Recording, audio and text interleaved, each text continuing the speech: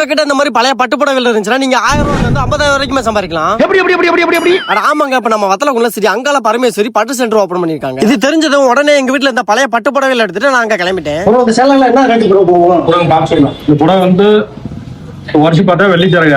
இந்த புடவை வந்து 25,000 போகும். இந்த புடவை வந்து இது வெள்ளிச்சரவு தான். இது வந்து 5,000 போகும். வந்து செம்பு சேலை இது வந்து விலைக்கு போகாது. காஞ்சிபுரம் மில்விலைக்கு பழைய கிழிந்த பட்டு புடவைகள், பட்டு வேஷ்டிகள், பட்டு பாவடைகள், அங்கவசவதனம் புடவைகள், இந்த மாதிரி புடவைகள் கிழிஞ்சிருந்தாலும் புதுசா இருந்தாலும் எந்த நிலையில் இருந்தாலும் இவங்க வாங்கிடுவாங்க. இவங்க கிட்ட பட்டு புடவை கொடுக்கும் எல்லாருக்குமே பெங்களூர் கோல்டு கவரிங் வளையல் ஃப்ரீயாவே கொடுக்குறாங்க. நீங்க 5000க்கு மேல பட்டு புடவைகள் கொடுத்தீங்கன்னா வெள்ளி நாணயம் ஃப்ரீயாவே கொடுக்குறாங்க. திவ்ய புடவை கொடுக்குறவங்களுக்கு தங்க நாணயமே ஃப்ரீயா கொடுக்குறாங்க. அது மட்டும் இல்லாம இவங்க கிழிந்த ரூபாய் நோட்டுகள் கூட வாங்கிக்கிறாங்க. பல 2000 நோட்டு இருந்தா கூட நீங்க மாத்தி காசு வாங்கிக்கலாம். இவங்க ஜூன் 8ல இருந்து ஜூன் 17 வரைக்கும் தான் இருப்பாங்க. சரி ப்ரோ, நான் கொடுத்த சேலைல என்ன ரேட் ப்ரோ இருக்கு? ப்ரோ நீங்க கொடுத்த சேலைக்கு 30,000 போயிருக்கு. ஆமா, நீங்க எண்ணி பாருங்க.